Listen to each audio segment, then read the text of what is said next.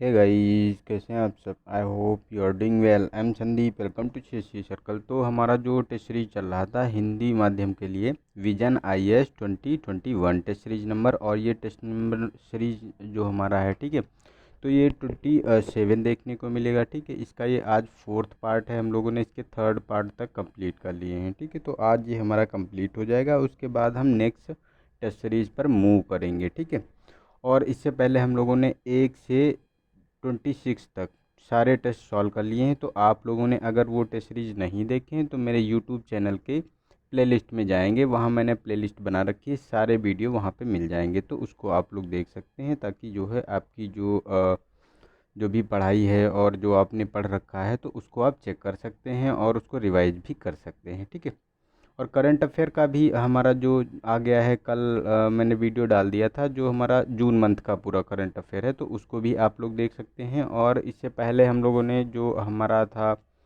जो मई मंथ का, वो भी हम लोगों ने पूरा कंप्लीट कर लिया है करंट अफेयर, तो उसको भी आप लोग देख सकते हैं। ठीक है, और उसमें अच्छे क्वेश्चन मैंने इंक्लूड किए हैं, तो वो आपके एग्ज़ाम में बहुत ही मतलब डायरेक्टली या इनडायरेक्टली बहुत ही फ़ायदा पहुंचाने वाले हैं। क्योंकि वो वहाँ पे क्या है कि मतलब अगर उसको थोड़ा सा अच्छे से आप लोग देख लोगे तो वो मतलब आपको क्वेश्चन देखने को मिल जाते हैं, उसी तरह से हमने उसमें इंक्लूड किए हैं। ठीक है, तो उन्हें भी आप लोग देख सकते हैं।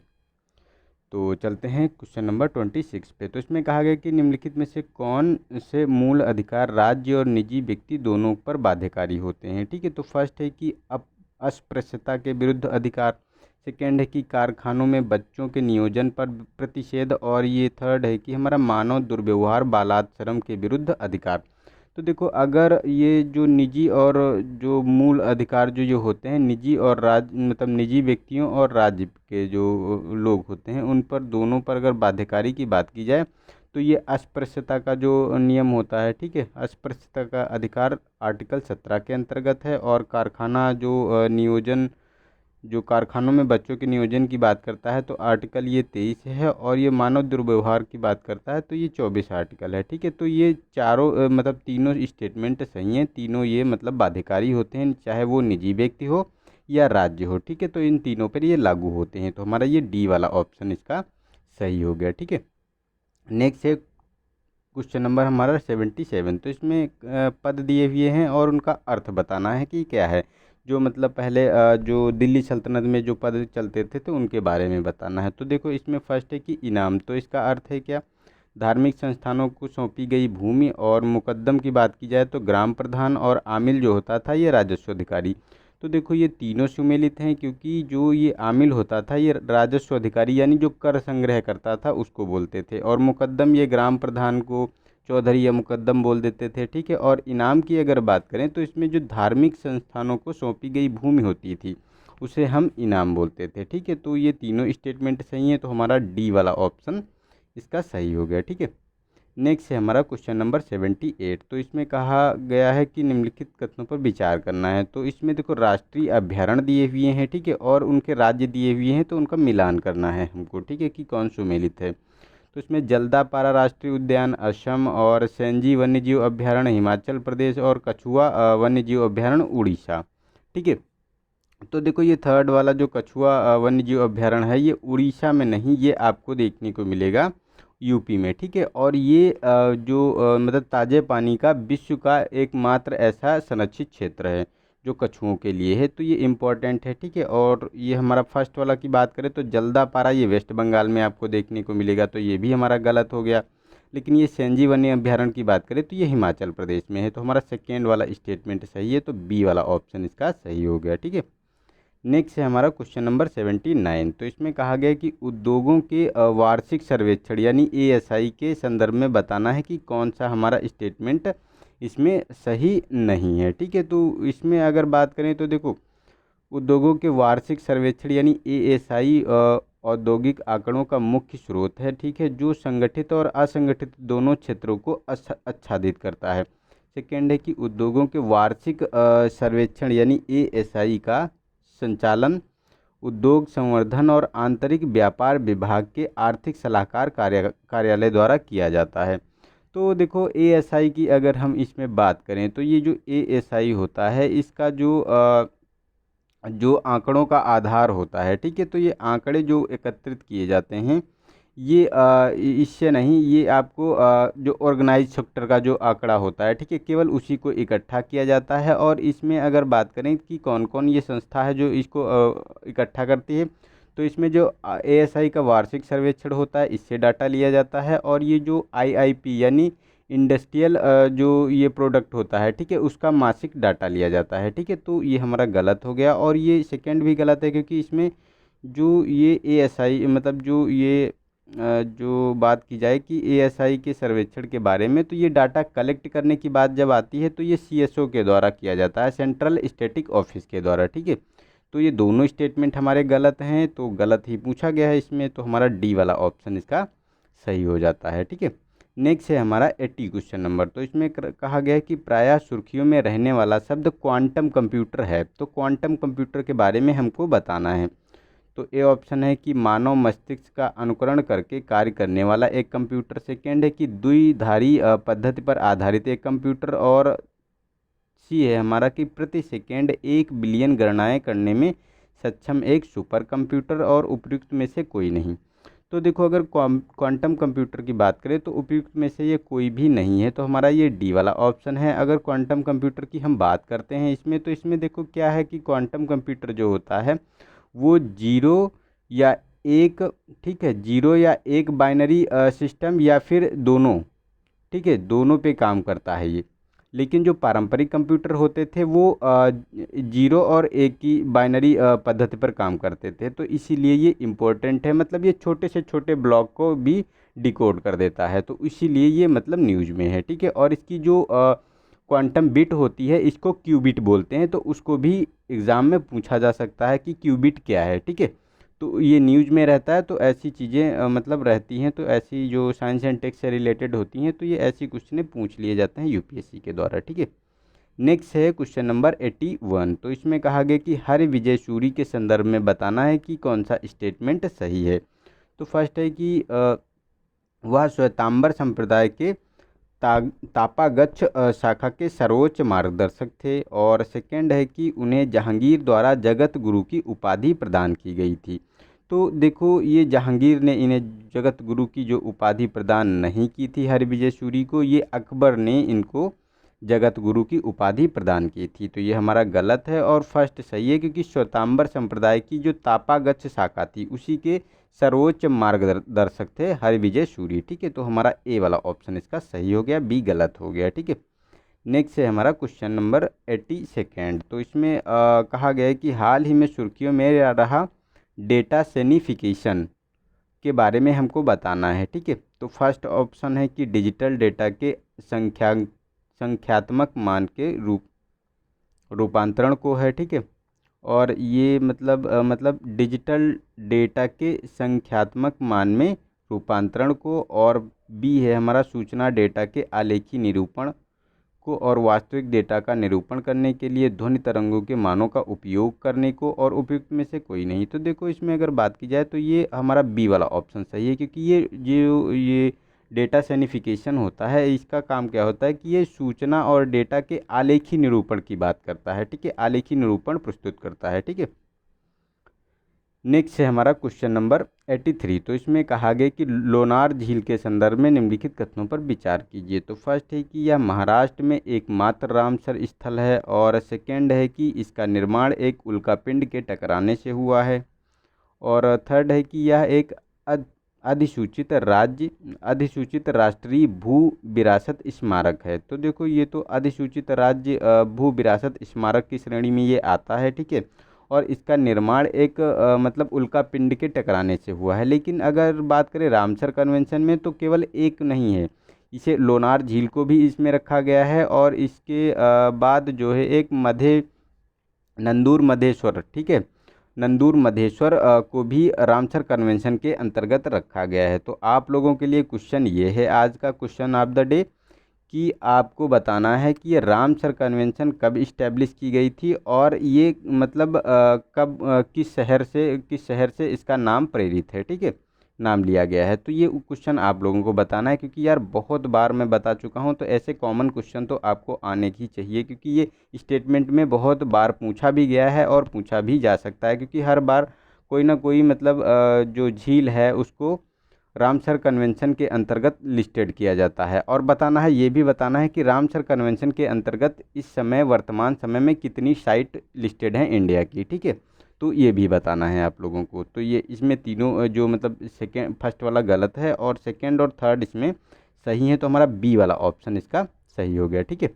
नेक्स्ट है 84। तो इसमें कहा गया कि भारत में फास्फोट युक्त तथा पोटाश युक्त उर्वरकों के लिए सब्सिडी दरें अनुमोदित की गई हैं। तो फर्स्ट है कि संबंधित राज्य सरकारों के द्वारा, सेकेंड है कि वित्त और कृषि एवं किसान कल्याण मंत्रालय तथा रसायन उर्वरक मंत्री के अंतर सरकारी मंत्रालय समिति के द्वारा, सी है कि आर्थिक मामलों की मंत्रिमंडलीय समिति के द्वारा, और डी है कि रसायन एवं उर्वरक मंत्रालय के द्वारा। तो देखो ये जो आर्थिक मामलों की मंत्रिमंडलीय समिति होती है इसी के अंतर्गत इसको रखा गया है। और इसके जो चेयरमैन की बात करें तो पीएम होते हैं, यानी प्राइम मिनिस्टर इसके चेयरमैन होते हैं, और इसी के अंतर्गत इनको रखा गया है, ठीक है। तो ये हमारा सी वाला ऑप्शन सही हो गया। नेक्स्ट है हमारा 85 क्वेश्चन नंबर। तो इसमें क्षेत्रीय संगीत और राज्य के बारे में अगर हम बात करें तो उसका मिलान करना है कि कौन किस राज्य से ये संगीत संबंधित है। तो 10 कठिया की बात करें तो उड़ीसा, रसिया गीत है हिमाचल प्रदेश, बुर्रा कथा है तमिलनाडु में। तो देखो जो बुर्रा कथा की अगर हम बात करें तो ये आपको देखने को मिलेगी, जो बुर्रा कथा है, ठीक है, ये आपको यूपी जो नहीं नहीं नहीं नहीं ये सही है, बुर्रा कथा जो है ये तो तमिलनाडु की है, ठीक है। इसमें जो ये बुर्रा कथा की बात करें तो ये आपको देखने को मिलेगी उड़ीसा की है, ठीक है। ये उड़ीसा में बुर्रा कथा जो क्षेत्रीय संगीत है इसका, और ये रसिया गीत की बात करें तो ये यूपी का है, ठीक है, उत्तर प्रदेश का, ठीक है। लेकिन जो ये 10 कठिया है ये उड़ीसा की है। तो पहला स्टेटमेंट हमारा सुमेलित है, बाकी दोनों गलत हैं, तो हमारा डी वाला ऑप्शन इसका सही हो गया, ठीक है। नेक्स्ट है हमारा क्वेश्चन नंबर 86। तो इसमें कहा गया कि भारतीय मानक ब्यूरो द्वारा निम्नलिखित में से कौन से मानक प्रमाण चिन्ह जारी किया जाता है, ठीक है। तो फर्स्ट है कि हॉलमार्क स्वर्ण आभूषणों की शुद्धता के लिए, इको मार्क उपभोक्ता उत्पादों की इको लेबलिंग के लिए, ठीक है। और थर्ड है हमारा कि फल उत्पाद आदेश मार्क, यानी जो खाद्य प्रसंस्करण उत्पादों के लिए, ठीक है। तो इसमें जो भारतीय मानक ब्यूरो के बारे में अगर बात करें तो ये हमारा जो हॉलमार्क है, ठीक है, ये BSI यानी जो इसके द्वारा जारी किया जाता है। और और इको मार्क है ये भी इसी के द्वारा जारी किया जाता है, लेकिन ये फल उत्पाद आदेश ये इसके द्वारा जारी नहीं किया जाता है। तो हमारा ए वाला ऑप्शन इसका सही हो गया, ठीक है।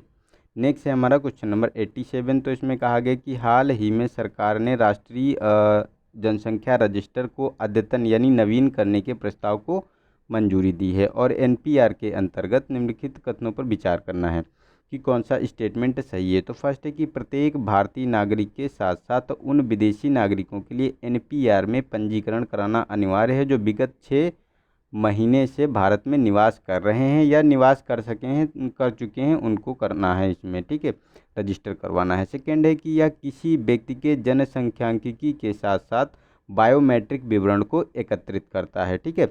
और थर्ड है कि NPR के लिए पहली बार डेटा 2021 की जनगणना के साथ एकत्र किया जाएगा। तो ये गलत है, क्योंकि ये पहली बार जो डाटा किया गया था एकत्र वो 2011 की जनगणना के आधार पर किया गया था, और इसमें ये 2021 में नवीन करने की बात की जा रही है इसी डाटा को, ठीक है।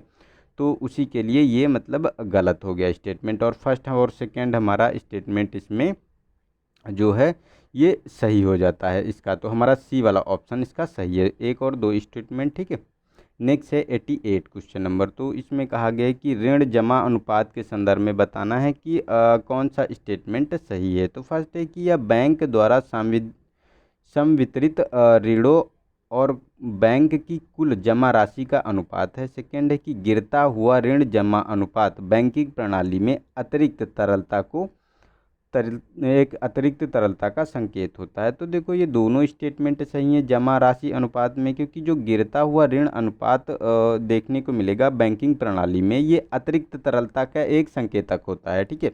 और ये जो बैंक द्वारा संवितरित ऋणों और बैंक की कुल जमा राशि का ये अनुपात होता है, उसी को इंगित करता है। तो हमारा सी वाला ऑप्शन इसका सही हो गया। ठीक है, नेक्स्ट है क्वेश्चन नंबर 89। तो इसमें कहा गया कि राष्ट्रीय राजधानी क्षेत्र एनसीटी दिल्ली के उप राज्यपाल और पौंडीचेरी के उपराज्यपाल के संदर्भ में निम्नलिखित कथनों पर विचार कीजिए। तो फर्स्ट है कि पौंडीचेरी के उपराज्यपाल की तुलना में एनसीटी दिल्ली के उपराज्यपाल को कार्यकारी शक्तियां प्राप्त हैं। सेकेंड है कि एनसीटी दिल्ली और पौंडीचेरी दोनों के उपराज्यपाल केवल संघ एवं राज्य शासन अधिनियम 1963 द्वारा शासित होते हैं। तो देखो जो ये अगर इसमें बात करें तो हमारा जो इसमें केवल जो ये बताया गया है कि संघ शासित राज्य क्षेत्र अधिनियम 1963 के अंतर्गत तो नहीं, केवल इसके अंतर्गत नहीं है, इसको मिला के इसमें आपको देखने को मिलेगा दो और एक एक्ट और एक नियम देखने को मिलेगा। तो इसमें आपको देखने को मिलेगा जो दिल्ली एनसीआर एक्ट 1991 का है। ठीक है, उसके भी मतलब कुछ नियम इसमें लागू होते हैं। ठीक है, उसके अंतर्गत इसको शक्तियाँ प्राप्त होती हैं। और एक आदेश आया था जो दिल्ली सरकार कार्यकरण नियम 1993 का, तो उसके अंतर्गत भी इसको मतलब शक्तियाँ प्राप्त होती हैं। तो ये सेकेंड स्टेटमेंट तो हमारा गलत हो गया इसमें। ठीक है, और जो ये फर्स्ट वाला तो हमारा सही है, क्योंकि पौंडीचेरी का जो उपराज्यपाल की तुलना में एनसीटी दिल्ली के उपराज्यपाल को कार्यकारी शक्तियाँ प्राप्त हैं। तो ये हमारा फर्स्ट वाला ए वाला ऑप्शन इसका सही है। ठीक है, नेक्स्ट है हमारा 90 क्वेश्चन नंबर। तो इसमें कहा गया कि भारतीय संविधान को निम्नलिखित में से किस भाग में बंधुता के आदर्श को प्रभावी बनाता है। तो फर्स्ट है कि प्रस्तावना, सेकेंड है हमारा कि मूल अधिकार, और जो मूल कर्तव्य है। तो देखो बंधुता की अगर बात करें तो ये तीनों चीज़ों में ये को प्रभावी बनाता है। तो हमारा ये बी वाला ऑप्शन सही है, क्योंकि सभी में बंधुता की मतलब इसकी बात की जाती है उसके बारे में। ठीक है, संविधान के प्रस्तावना में भी इसकी लेकर बात की गई है, मूल अधिकारों में भी है और इसके मूल कर्तव्यों में भी शामिल है। ठीक है, नेक्स्ट है हमारा क्वेश्चन नंबर 91। तो इसमें कहा गया कि विज्ञान और इंजीनियरिंग अनुसंधान बोर्ड के वैज्ञानिक तथा उपयोगी गहन अनुसंधान और उन्नति योजना के संदर्भ में बताना है कि कौन सा स्टेटमेंट सही है। तो फर्स्ट है कि यह अप्रमाणित और पथ प्रदर्शक परिकल्पना पर आधारित है और परिवर्तनकारी एवं विघटनकारी अनुसंधान अवधारणाओं के लिए अनुसंधान अनुदान प्रदान करता है। ठीक है, सेकेंड है कि यह विश्व भर में अनुसंधान और विकास तथा महत्वपूर्ण वैज्ञानिक खोजों में महिला वैज्ञानिकों की भागीदारी को बढ़ावा देता है इसमें। ठीक है, तो अगर इसमें बात करें तो देखो फर्स्ट वाला तो हमारा स्टेटमेंट इसमें सही है, क्योंकि यह जो क्या करता है कि अप्रमाणित पथ प्रदर्शक परिकल्पना पर आधारित परिवर्तनकारी और विघटनकारी अनुसंधान अवधारणाओं के लिए अनुसंधान अनुदान पर देता है। लेकिन ये सेकेंड वाला जो बात की जा रही है तो इसमें अनुसंधान एवं विकास में महत्वपूर्ण खोजों में महिलाओं की भागीदारी को बढ़ावा देता है। तो देखो ये इसमें आपको देखने को मिलेगा ये जो इसमें जो कार्य किए जाते हैं तो इसमें रिसर्च एंड डेवलपमेंट में जो मतलब जो शोधकर्ता होते हैं, जो व्यक्तिगत या जो शैक्षणिक शोधकर्ता होते हैं, या फिर जो आपको देखने को मिलेंगी जो राष्ट्रीय शोधशालाएं हैं। ठीक है, उसमें ये क्या करता है, उन समूहों को सहयोग प्रदान करता है भारत रिसर्च एंड डेवलपमेंट में। ठीक है, तो ये हमारा जो सेकेंड वाला स्टेटमेंट है ये हमारा गलत है, फर्स्ट वाला लेकिन सही है इसमें। ठीक है, तो हमारा ए वाला ऑप्शन इसका सही हो गया। नेक्स्ट है हमारा क्वेश्चन नंबर 92। तो इसमें कहा गया कि महिला विश्वविद्यालय में नवाचार और उत्कृष्टता के लिए अनुसंधान कार्यों का समेकन पहल के संदर्भ में बताना है कि कौन सा स्टेटमेंट सही है। तो फर्स्ट है कि इसका उद्देश्य ग्रामीण महिलाओं की समस्याओं को हल करने के लिए विश्व भर की महिला वैज्ञानिकों और शोधकर्ताओं को एक साथ लाना है। ठीक है, और इन्हें शिक्षा मंत्रालय द्वारा प्रारंभ किया गया था। तो देखो इसमें अगर बात करें तो ये देखो शिक्षा मंत्रालय के द्वारा पहली बात तो ये स्टार्ट नहीं किया गया है, ये साइंस एंड टेक मंत्रालय के द्वारा आपको देखने को मिलेगा इसको। ठीक है, और ये जो इसका उद्देश्य ग्रामीण महिलाओं की समस्याओं को करने के लिए नहीं किया गया है। इसमें आपको देखने को मिलेगा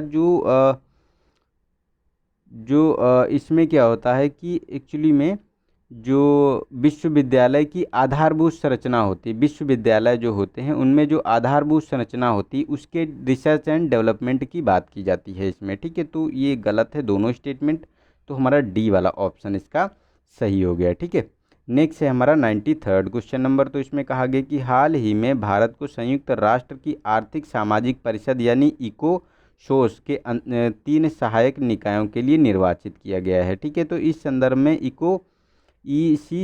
ईसीओ और एसओसी से संबंधित निम्नलिखित कथनों पर विचार करना है कि कौन सा स्टेटमेंट हमारा सही है। ठीक है, तो फर्स्ट है कि यह संयुक्त राष्ट्र की 14 विशिष्ट एजेंसियों, आर्थिक, सामाजिक और अन्य संबंधित कार्यों का समन्वय करती है और इसके सदस्यों को महासभा द्वारा निर्वाचित किया जाता है। अंतर्राष्ट्रीय श्रम जो संगठन होता है इकोसोस, ठीक है, के कार्य क्षेत्र के अंतर्गत शामिल है। ठीक है, तो इसमें अगर हम बात करें कि कौन सा स्टेटमेंट सही है, तो इसमें देखो ये तीनों स्टेटमेंट सही है, क्योंकि अभी इंडिया को इसके लिए मतलब निर्वाचित किया गया है, तो इसीलिए ये मतलब न्यूज में है इसमें। ठीक है, तो ये तीनों स्टेटमेंट सही है, तो डी वाला ऑप्शन इसका सही हो गया। ठीक है, नेक्स्ट है 94 क्वेश्चन नंबर। तो इसमें कहा गया कि वर्ष 1924 में गठित, नहीं ओ सॉरी ये छूट गए हमारे, नहीं ठीक ठीक ठीक है, ठीक तो है यार 94। ठीक है, 94 क्वेश्चन नंबर। तो इसमें कहा गया कि वर्ष 1923 में गठित ली कमीशन का उद्देश्य था। तो फर्स्ट है कि राष्ट्रीय प्रेस पर सेंसरशिप आरोपित करना।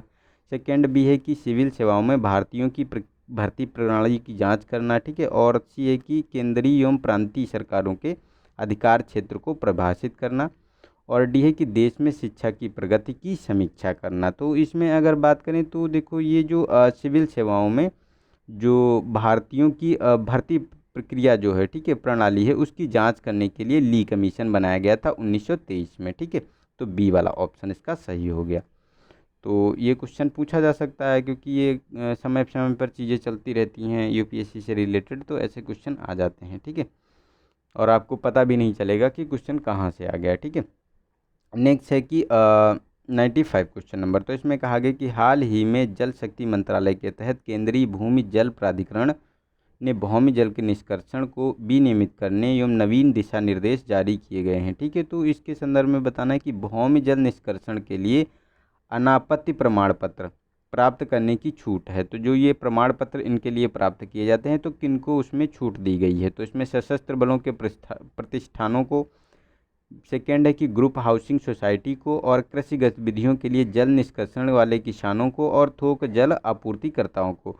तो देखो इसमें अगर छूट की बात की जाए तो सशस्त्र बलों के प्रतिष्ठानों को और कृषि गतिविधियों से संबंधित जल निष्कासन वाले किसानों को इसमें छूट दी गई है, लेकिन हाउसिंग ग्रुप सोसाइटी को और ये थोक जल आपूर्तिकर्ता को इनको छूट नहीं दी गई है। इनके लिए वो प्रमाण पत्र प्राप्त करना अनिवार्य किया गया है। ठीक है, तो ये हमारा 1 और 3 इसमें स्टेटमेंट सही हो गया, तो बी वाला ऑप्शन इसका सही है। ठीक है, नेक्स्ट है 96 क्वेश्चन नंबर। तो इसमें अपशिष्ट निस्तारण के संदर्भ में बताना है कि निम्नलिखित में से कौन से खुले में क्षेपण की तुलना में स्वच्छ भूमि का लाभ है। ठीक है, तो इसमें अगर बात करें तो इसमें फर्स्ट है कि यह दहन के कारण होने वाली वायु प्राण से मुक्त है। ठीक है, और स्वास्थ्य समस्याएं कम हो जाती है, क्योंकि स्वच्छ भूमि भराव में चूहे, मक्खियाँ, कीट जो है प्रजनन नहीं कर सकते हैं, और यह सामान्यतः बात करें तो आग लगने के जोखिमों से भी मुक्त होता है। ठीक है, तो ये तीनों आपको इसके लाभ देखने को मिलेंगे। ठीक है,